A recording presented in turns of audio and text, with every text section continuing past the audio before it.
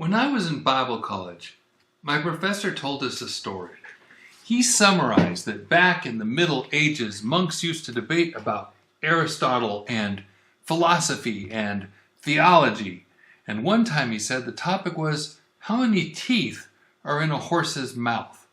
They got out all sorts of books. The debate went on for 13 days.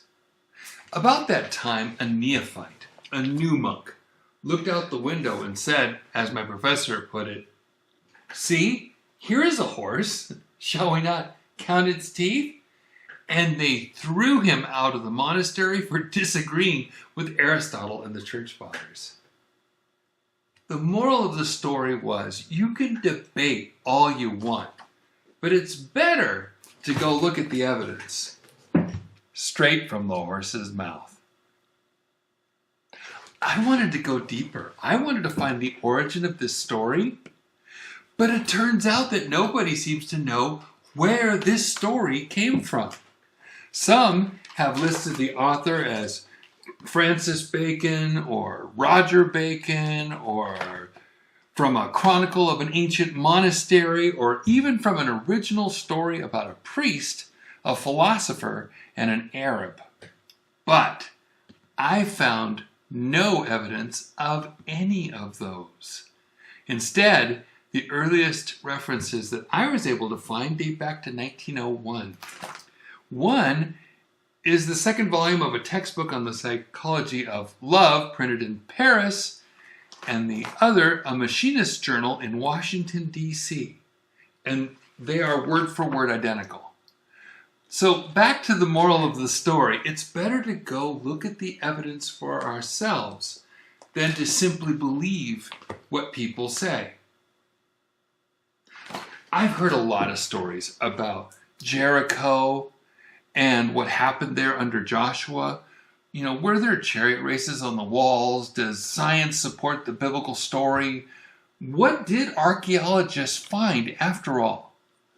Lots of people, including professors, give conflicting reports. Would you like to look at what I found out when I checked the facts about Jericho's destruction for myself? Hi, I'm David Daniels from Chick Publications. I've written a new tract, and I just needed Fred to draw a single picture of what Jericho looked like when it was destroyed. But you know me, I wanted to do it right. So I got out all the biblical archaeology books and magazines I could and looked online for newer discoveries and analyses. And of course, I had to use Google Earth as well. We are so privileged these days. It's wonderful to use all these resources. And there were a number of articles online where people did some really decent research. So I didn't come up with all this. I'm just telling you what I found when I put other people's findings together. Take a look at Jericho. Looking to the north, you can see it's a hill on pretty flat land, close to the mountains and hills to the west. The mountains go 900 feet above Jericho, which is just 200 feet above sea level. 5.5 miles away, the Jordan River is 500 feet lower, 1,200 feet below sea level. And if you cut a slice through the mountains, Jerusalem is up about 2,500 feet above sea level. Jericho is 700 feet below sea level. The water table goes down nearly 3,000 feet to the hill of Jericho. So they have a spring and a constant water supply. That's why the ancient peoples made Jericho their first walled city. They wanted to protect that water supply. We're looking at Jericho overlaid on a modern map, a modern photograph actually. Jericho is 525 feet at its widest and about 1,500 feet at its longest, facing from northeast to southwest. That's about 12 acres total, but how big is that? Let's think of it in terms of football fields. One football field without end zones is 100 yards by 50 yards or 300 feet by 150 feet. Jericho covered the space of 11.6 football fields. It could have held a population, they say, of about 2,500 people. Out in an isolated location with a small population, you want to make good friends and have a big wall. Whoever controls the water controls lives. But how big was the wall? Well, thankfully, a lot of people have dug in all around and partly through Jericho to answer that. I have to tell you, most drawings of Jericho are wrong in one way or another. The wall had two levels, an outer level of the wall and an inner wall that connected on the west side.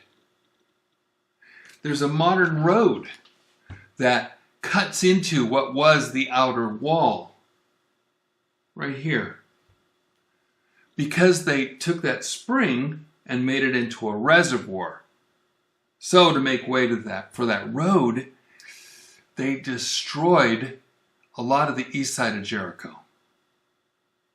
The inner wall was further up the hill and twice as thick as the outer wall. The inner upper level was for the elite, the ruling people, the rich. The outer lower level was for the working class, the poorer people. The walls of the building here are thinner than in the upper level and very close together. Most of the lower housing was between the walls, but some has been found on the wall itself.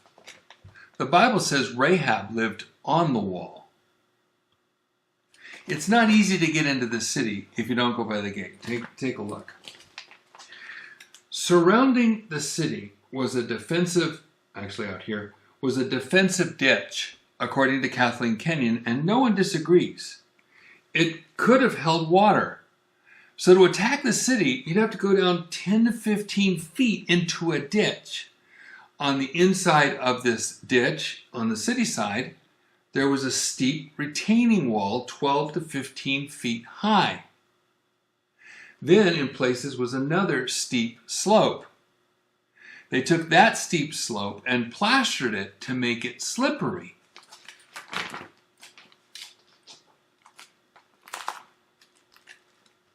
This is the base of the walls. And this is the plastered side to make it slippery, rising another 35 feet. This right here is a cutaway view. Do you see how the plaster seeped down into the ground? Then came the first outer mud brick wall. It was 6 feet thick and they say 20 to 26 feet high. There were houses and built onto the wall and others inside between the walls. And there was another plastered slope in parts as well. Then came the second mud brick wall. The bottom was 46 feet above the valley floor. It was 12 feet thick and rose another 20 to 26 feet. That means you'd have to make it up over 70 feet total to get over the top of the wall to take the city. That was nearly impossible for man, but nothing is impossible for God. The walls were an obstacle to God's people, so God removed the walls. And here's the beauty of it. They fell down and outward over the slippery, steep, plastered slope and over the retaining wall into the ditch. God made a way, or more specifically, a ramp.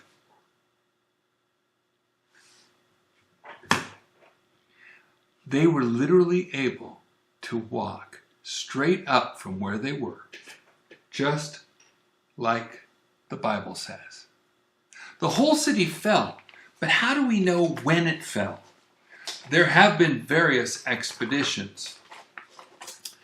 German archaeologists Ernest Sellen and Karl Watzinger explored Jericho in 1907-9 and 1911. They covered a large part of the north side. They didn't know about dating pottery, but their theory was that Jericho wasn't inhabited at all between 1550 BC and 1200 BC. British archaeologist John Garsting wasn't satisfied with their methods, so he explored Jericho from 1930 to 1936. He examined part of the double upper city wall in here, as well as a large area on the east and toward the south. So this right here is Garsting's area.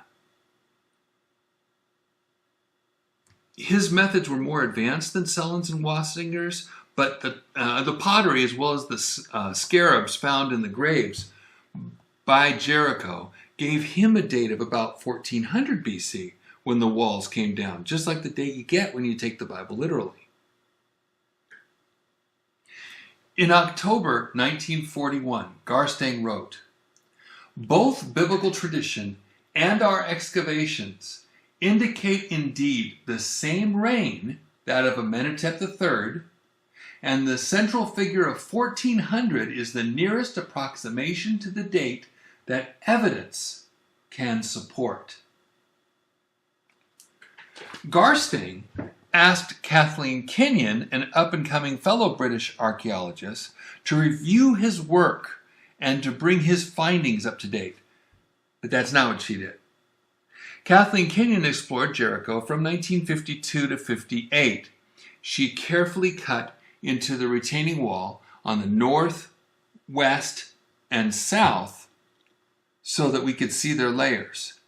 Then she dug two 26-foot squares on the east, north of Garsting's dig for her main work. Then she stated her conclusions. She died before she fully published her findings. And you know what? She never did check Kenyon's work like he asked her to. She just went her own way and ignored some pretty important facts, then died before she could fully publish her findings. But Kenyon publicly stated repeatedly that she had found no evidence whatsoever of any people living in Jericho between 1550 and 1200 BC, like Selland and Watzinger said. After that, most scientists just wrote off Jericho and using the Bible for archaeology.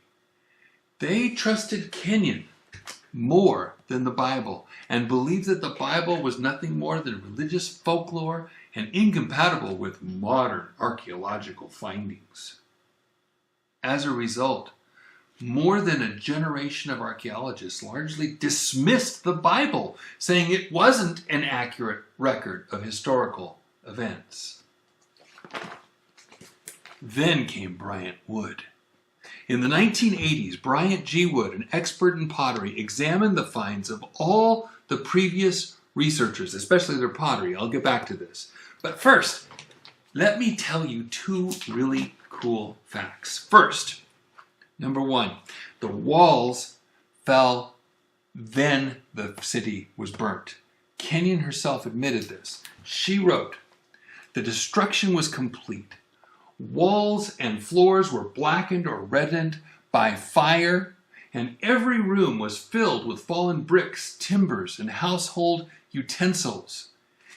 In most rooms, the fallen debris was heavily burnt, but the collapse of the walls of the eastern rooms seems to have taken place before they were affected by the fire. The walls fell, then the city was burnt, just like the book of Joshua. In Joshua 6:20, the walls fell. Then, 4 verses later, and they burnt the city with fire and all that was therein. Joshua 6:24. The walls fell down and out, number 2. That's why there are fallen mud bricks all the way down the ditch in the bottom of the retaining wall. Amazingly, it was Kathleen Kenyon herself who proved this when she dug in the northwest and south retaining walls. The walls crumbling and falling covered all the slippery, steep slope all the way down. As I said, God provided a ramp so they could walk straight in. Kenyon admitted the mud brick in the ditch came from the wall on top. This is just like the book of Joshua. Joshua 6:20. So the people shouted when the priests blew with their trumpets, and it came to pass when the people heard the sound of the trumpet, and the people shouted with a great shout, that the wall fell down flat, so that the people went up into the city, every man straight before him, and they took the city. But the big question is, when did this happen? According to Kenyon, Joshua would have had no trouble with Jericho because there wasn't a city. So there wasn't a city wall either.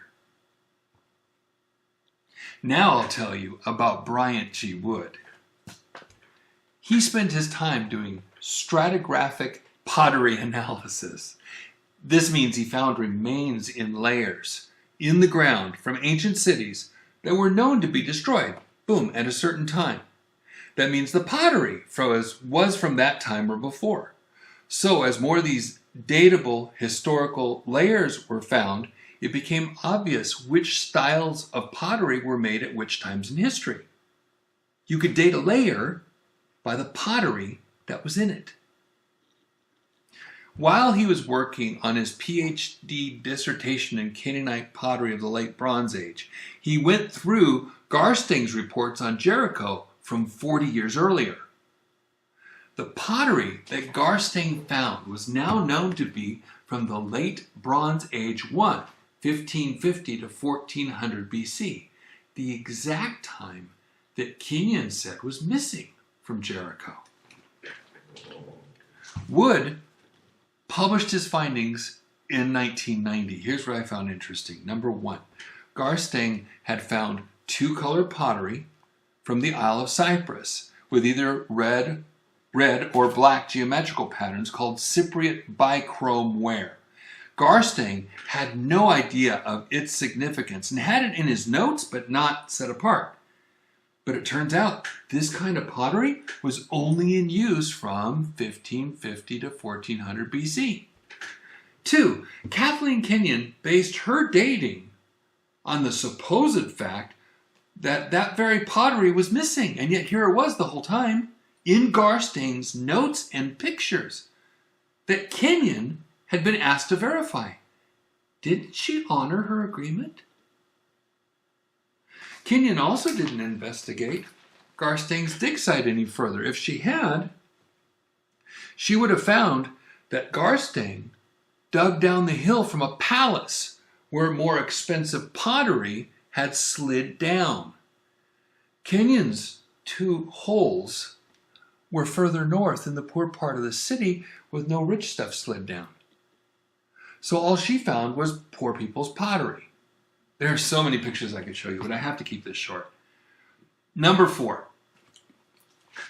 The layer of ancient Jericho, called City 4, had numerous types of pottery that the common poor people used.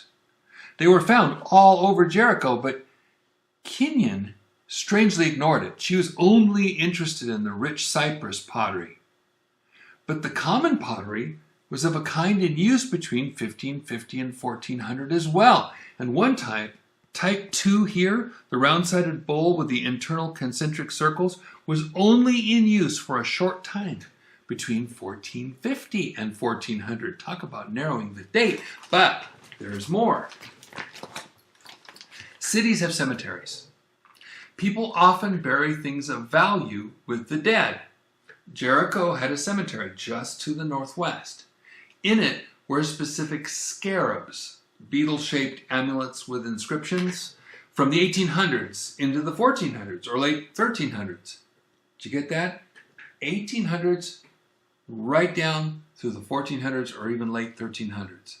The ones that were most interesting were of Thutmose III, Amenhotep III, and Hatshepsut, who some say was the princess who adopted Moses. Those nail the date as somewhere close to 1400 BC. Each time something datable by ordinary means like destruction layers and dated artifacts is checked, it keeps on giving the same end dates. 1550 to 1400 BC, and more specifically, 1450 to 1400 BC, but not after 1400 BC. I've saved the best for last. Here are 5 more powerful things that we can know about the destruction that occurred right around 1400 BC, and they all come from one thing found throughout Jericho: jars of grain. Number 1, they were full. So we know what time of year this was.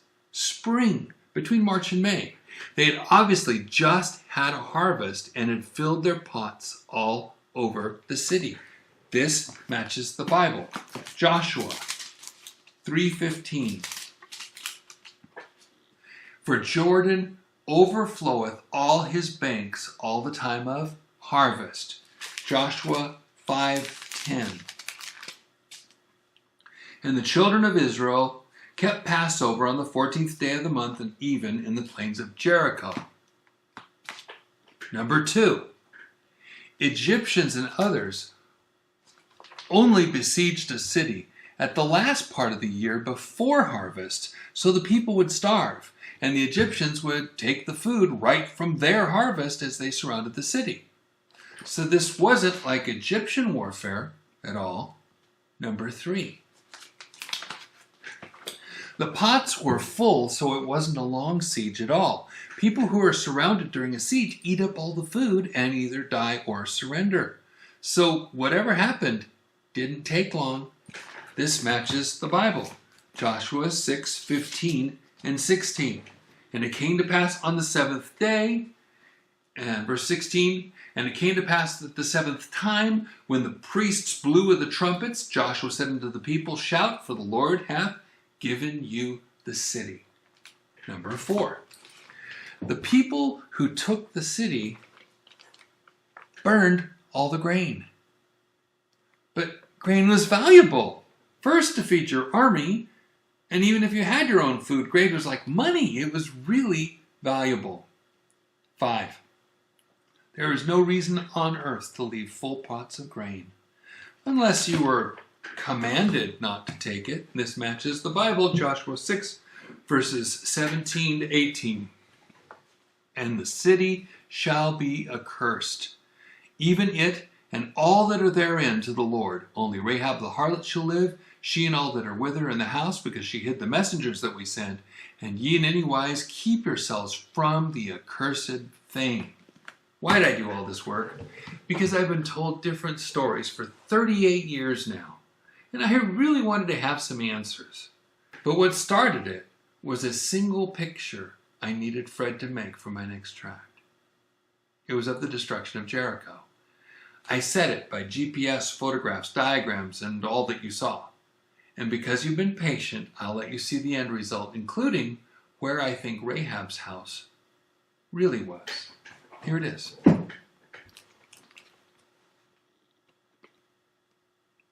Right there. It would be next to where the gate was, on the north side. The Bible is true. The Bible is trustworthy. The Bible is literally correct in all that it contains, understood properly in its context. And the Bible is the best source for accuracy about what really happened in history, how, why, when, and where. That's why I trust the King James Bible. Over 400 years, tried, tested, and proved, nothing added, nothing taken away. God bless you, and have a wonderful day.